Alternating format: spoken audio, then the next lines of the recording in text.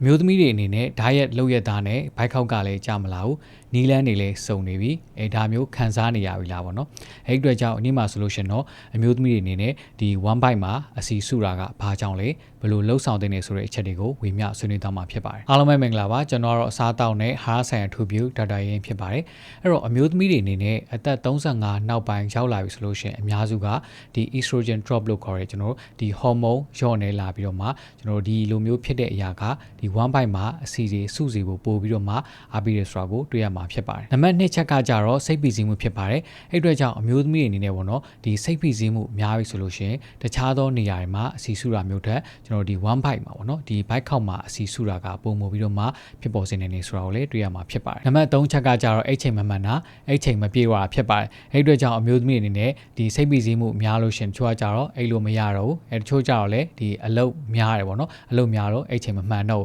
ဒါမျိုးတွေဖြစ်တယ်ဆိုလို့ရှင်လေဒီ one bite မှာအစီစုစေဖို့ပုံမှုပြီးတော့မှအားပေးနိုင်တာဖြစ်ပါတယ်နံပါတ်4အနေနဲ့ကကြတော့အစားအသောက်ဖြစ်ပါတယ်အဲ့တော့ကိုယ့်အနေနဲ့ကိုကဒီ diet လုံးနေလို့ထင်တယ်ပေါ့နော်အစားတွေကို short စားတယ်ဒါပေမဲ့ကို short စားလိုက်တဲ့အစားအစာကျွန်တော်တို့ပမာဏတော့နည်းသွားတယ်ဒါပေမဲ့အဲ့ဒီစားလိုက်တဲ့ပမာဏကကျွန်တော်ဒီ calorie များနေတဲ့အစားအသောက်မျိုးတွေလည်းဖြစ်နေတတ်ပါတယ်ဒါမျိုးဆိုလို့ရှင်လေဒီ calorie ဝင်တာများပြီးတော့မှဒီဘိုက်မှာအစီသွားစုတာကိုလေးချိန်မထိန်နိုင်တာမျိုးတွေသွားပြီးတော့မှတွေးကြောနိုင်တာဖြစ်ပါတယ်အဲ့တော့ကိုယ့်အနေနဲ့ဒီချက်တွေကိုဂရုမစိုက်ဘူးဆိုလို့ရှင်ဒီထင်သလောက်ခရီးမရောက်တာမျိုးတွေကိုကတော့ဓာတ်ရက်လုံနေတယ်လို့ထင်ပေမဲ့ဒီ weight ကကြားတဲ့လောက်မကြတာဒီ one bite မှာအစီတွေစုနေတာချဖို့ခက်တာမျိုးတွေသွားပြီးတော့မှတွေးကြောနေတာဖြစ်ပါတယ်အဲ့တော့ဘာလို့ကြမလဲပေါ့အရင်ဦးဆုံးကတော့အစားအသောက်နဲ့လေ့ကျင့်ခန်းဖြစ်ပါတယ်အဲ့တော့အစားအသောက်ကကြတော့ကျွန်တော်ဒီ calorie ကိုထိန်းစားမယ်ပြီးတော့လို့ရှိရင်တစ်နေ့တာလိုအပ်တဲ့အသားပမာဏပြည့်အောင်ကျွန်တော်ဒီအမြင့်တက်တွေပအောင်စားဖို့အရေးကြီးတာဖြစ်ပါတယ်ဒီနေရာမှာတချို့တော့အမျိုးသမီးတွေကကြတော့ငါကြွက်သားတက်ချင်တာမှမဟုတ်တာဆိုပြီးတော့ကျွန်တော်ဒီအသားတက်ကိုပြည့်အောင်မစားတာမျိုးတွေတွေ့ရပါတယ်အဲ့တော့ဒီလိုမျိုးအခါမျိုးမှာကိုက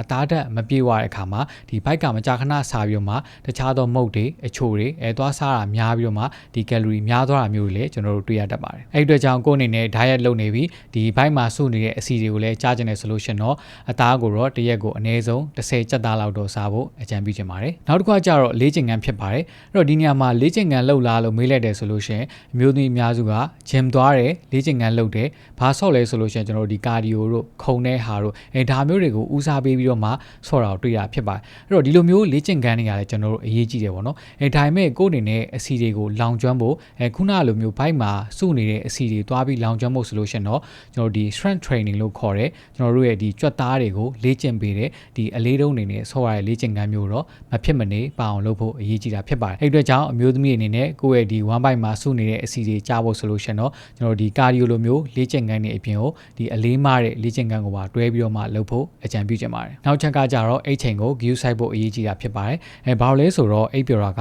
ကျန်းမာရေးအတွက်ကိုအထောက်အကူပြုပြီးတော့မှ metabolism ကိုလည်းပုံဖို့ကောင်းမွန်စေတာဖြစ်ပါတယ်အဲ့အတွက်ကြောင့်ကိုယ့်အနေနဲ့ one bite ကအစီတွေကိုကြားကျင်နေဆိုလို့ရှိရင်အစားအသောက်လေ့ကျင့်ခန်းအပြင်ကိုစနစ်တကျအိပ်ဖို့ကိုလည်းအရေးကြီးတာဖြစ်ပါတယ်နောက်ဆုံးတစ်ချက်ကကြတော့စိတ်ဖိစီးမှုပေါ့နော်အဲ့တော့ကိုယ့်အနေနဲ့ကိုထိန်းချုပ်လို့မရတဲ့အရာတွေပေါ်မှာလိုက်ပြီးတော့မှဒီပူပန်နေမယ်ဆိုလို့ရှိရင်ကိုပဲဒီစိတ်ဖိစီးမှုရနေမှာဖြစ်ပါတယ်အဲ့အတွက်ကြောင့်ကိုယ့်အနေနဲ့ဒီ one bite ကအစီကိုလည်းကြားကျင်တယ်ကျန်းမာကျင်တယ်ဆိုလို့ရှိရင်တော့ခုနကကျွန်တော်ပြပြခဲ့တဲ့အချက်တွေကို view site ဖို့အကြံပြုချင်ပါတယ်မမေ့ပါနဲ့သင်ကိုယ်တိုင်ကသင်အတွက်အကောင်းဆုံးဆရာအောင်ပါတယောက်ချင်းစီတိုင်းစိတ်ရောကိုယ်ပါကျန်းမာချမ်းသာကြပါစေလို့စတောင်းပေးလိုက်ပါတယ်ခင်ဗျ